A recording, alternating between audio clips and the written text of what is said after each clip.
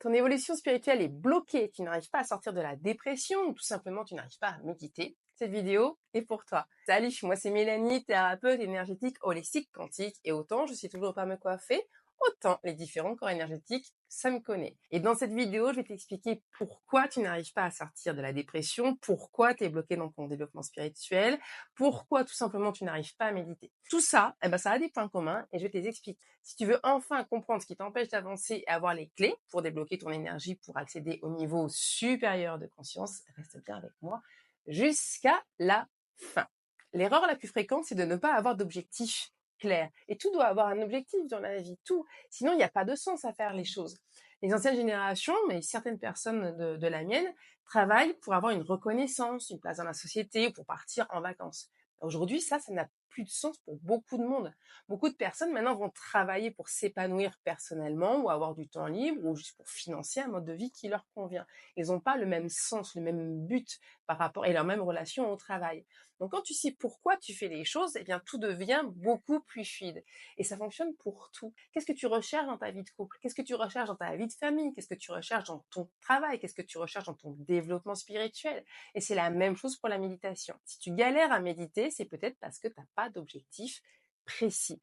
La méditation, c'est pas juste s'asseoir et attendre. C'est comme le sport. Si tu sais pas pourquoi tu le fais, tu vas vite abandonner. Regarde, tu peux faire du sport pour te détendre, tu peux faire du sport pour libérer la colère, tu peux faire du sport pour perdre du poids, tu peux faire du sport pour prendre du muscle, tu peux faire du sport pour la santé, tu peux faire du sport pour faire un marathon, faire les Jeux olympiques. Tu le vois bien, c'est pas les mêmes objectifs. Personne d'ailleurs ne fait du sport pour faire du sport. Il y a toujours un objectif. Et c'est pour ça qu'il y a différents sports. Il y a l'équitation, la gym, le crossfit, la natation, etc.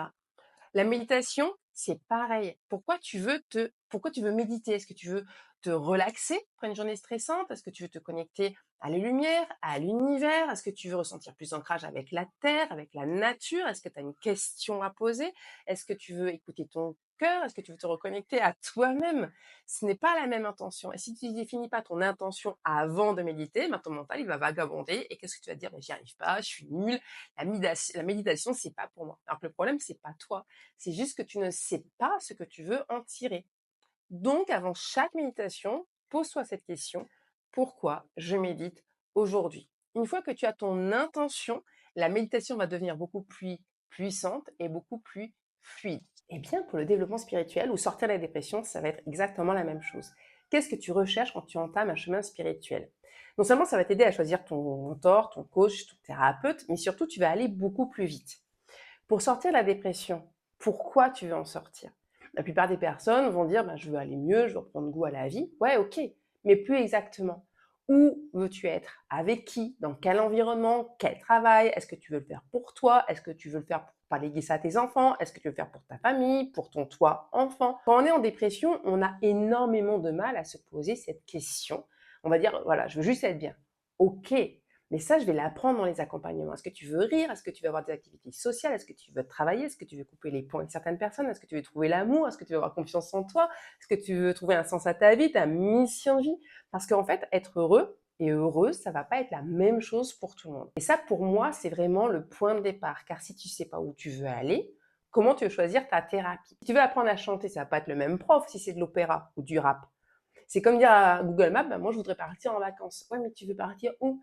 À la mer, à l'océan, à la montagne, à la campagne, à l'étranger? En fait, ça paraît évident de se poser cette question, mais on le fait rarement. Donc, quel est l'objectif? Quel est le but de ce que tu fais?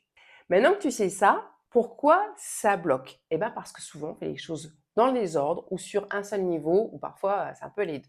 Notre être est composé de plusieurs couches énergétiques, souvent comparées à des poupées russes qui sont imbriquées les unes dans les autres. Toutes les philosophies ne vont pas être forcément d'accord sur les termes, sur le nombre de couches, sur les âges. Voilà, par exemple, tu pourras également trouver un lien entre les âges et le développement des chakras. Moi, je vais t'expliquer les couches avec lesquelles moi je travaille. J'ai travaillé sur le corps physique, fluidique, neurovégétatif, neurosensoriel, émotionnel, mental, causal et spirituel. D'ailleurs, une information super importante, le corps émotionnel ne se développe qu'à l'âge de 7 ans. Donc le bébé partage essentiellement le même corps émotionnel que sa mère. Donc ça signifie que les émotions de la mère sont ressenties par le bébé et vice-versa. C'est pour ça qu'une maman est souvent réveillée quelques secondes avant que le bébé pleure de faim, mais également que si un bébé ou un enfant jusqu'à l'âge de ses 7-8 ans à peu près semble déborder d'émotions, il va être beaucoup plus pertinent pour la mère de s'interroger d'abord sur ses propres émotions qu'elle traverse, exprimées ou non, ou les émotions traversées pendant la grossesse. Avant d'aller chercher des solutions externes pour gérer les émotions de bébé ou de l'enfant, il va être essentiel de s'auto-examiner sur les situations que maman vit actuellement, que ce soit dans le pro ou le perso. Quand tu as un blocage émotionnel, un burn-out, une dépression, tu vas l'avoir sur toutes les couches. Donc, qu'est-ce qu'on fait? On va chercher des solutions. Tu peux aller chercher dans la méditation tout ce qui va être nettoyage plutôt spirituel. Les thérapies mentales, psychothérapie, MDR, le côté mental, justement. Dans tout ce qui est nerf vague, ce qu'on entend beaucoup aujourd'hui, c'est le neurovégétatif. Dans le somato-émotionnel, l'émotionnel.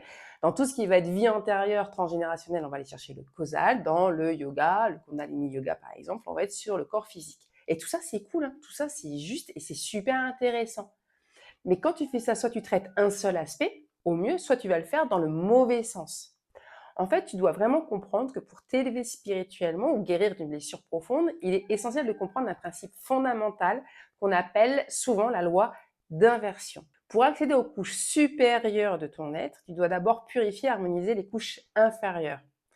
En gros, ta progression spirituelle va être limitée par les blocages présents dans tes couches énergétiques inférieures. Si tu as des traumatismes, des énergies qui stagnent, qui subsistent dans ton corps physique, éthérique, émotionnel, ça va entraver ta capacité à te connecter pleinement à ton essence spirituelle. C'est pour ça que pour monter spirituellement, eh bien, il est nécessaire de descendre dans nos profondeurs, d'explorer, de guérir nos couches les plus denses. Si tu veux tenter d'aller directement aux dimensions spirituelles sans avoir purifié tes couches inférieures, eh bien, les informations que tu vas recevoir, elles peuvent rester au niveau, tu vois, mental, tu vois, ici. Mais elles ne vont pas être intégrées pleinement par ton être, par ton corps. Par exemple, moi, j'ai beaucoup de personnes qui disent non, mais moi, je les ai fait, j'ai fait les constellations familiales, j'ai fait des voyages dans les vies antérieures, etc. Et au mieux, elles vont avoir une information intéressante, parce que d'ailleurs, quand je leur dis, bon, bah, ok, et du coup, est-ce que ta blessure d'abandon, par exemple, elle est guérie? On me dit, ben, non, voilà. Au pire, les personnes vont me dire, mais je me souviens pas de ce qu'on m'a dit. Donc, explorer les vies antérieures, les mémoires transgénérationnelles, sans avoir travaillé sur ton corps physique, sur ton incarnation, en fait, avant, ça va entraîner une compréhension superficielle, voire même un oubli des informations. Puis je rappelle qu'on est une incarnation, on est dans la matière, on est des êtres de lumière venus incarner la matière. C'est pour ça qu'on est fait comme ça. C'est pour ça qu'il est crucial de commencer par le corps physique et puis de progresser vers le corps éthérique, émotionnel, mental, causal et spirituel. Cette approche comme ça séquentielle assure une intégration harmonieuse et profonde des énergies et des informations à chaque niveau. Quand tu nettoies, tu harmonises chaque couche, ça permet à l'énergie universelle de circuler librement à travers toi. Ça facilite ta connexion à la source et donc à ta croissance spirituelle. Et c'est comme ça qu'on rentre dans un cercle vertueux.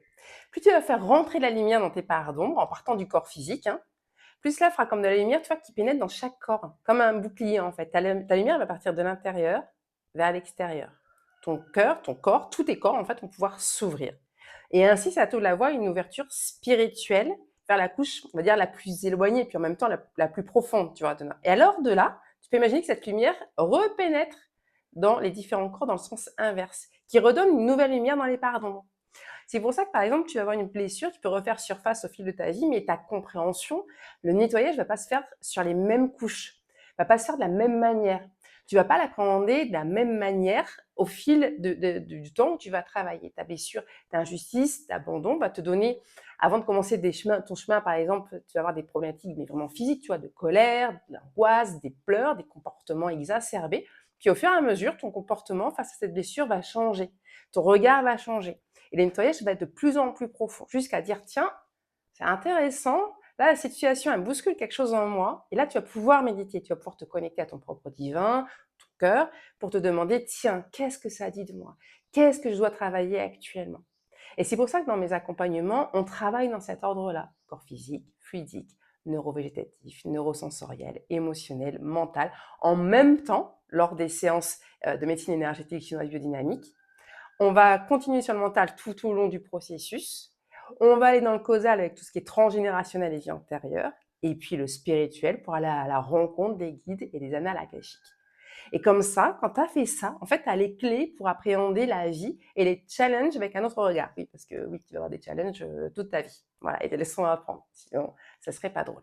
Il y a une autre notion importante dont je veux parler ici, c'est la notion de conscience collective, du fait qu'on va monter plus vite qu'avant. Un peu comme la technologie, tu vois, des iPhones ou le Minitel pour les plus vieux, t'as plus personne qui va se connecter à un Minitel pour avoir une information. Moi, je vais encore faire Google et puis les plus jeunes, eux vont utiliser ChatGPT, tu vois. La nouvelle génération, elle aujourd'hui, elle est née avec des iPhones qui sont évolués sans problème. Pour le développement spirituel, c'est exactement la même chose. Les enfants vont naître avec une connexion différente de nous. Une connexion à la nature, à leur être, à leur cœur, à l'univers, et de manière très, très, très naturelle. Comme notre évolution, notre conscience individuelle et collective est différente il y a encore 20 ou 30 ans. D'ailleurs, on parle de plus en plus de développement spirituel et on parle un peu moins maintenant de développement personnel. Et même d'ailleurs, si tu regardes les pratiques, les littératures il y a quelques années, en fait, traditionnellement, les pratiques méditatives telles que le Kundalini Yoga mettaient l'accent sur la connexion à la terre, tu vois, à l'éveil de l'énergie vitale depuis la base vers la colonne vertébrale. Aujourd'hui, grâce au champ collectif de conscience, les élévations spirituelles sont souvent plus rapides et les méditations vont plus se concentrer sur l'accueil de la lumière, tu vois, par le sommet de la tête. Tu vois, ça a beaucoup, beaucoup changé.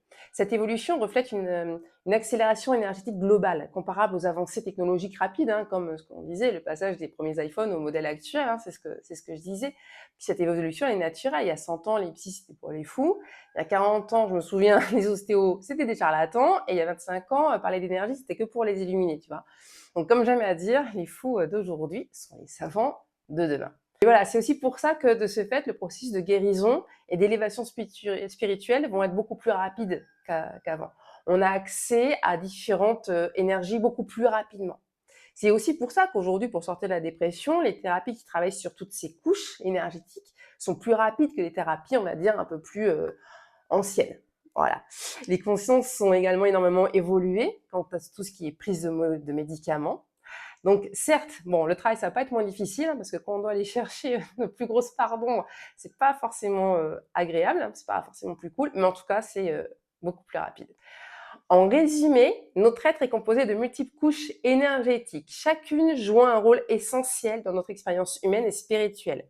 Pour s'élever spirituellement, il est indispensable de purifier, d'harmoniser les couches au préalable, les couches inférieures, les couches qu'il y a avant, en commençant par les plus denses, par la matière, et en progressant vers les plus subtiles.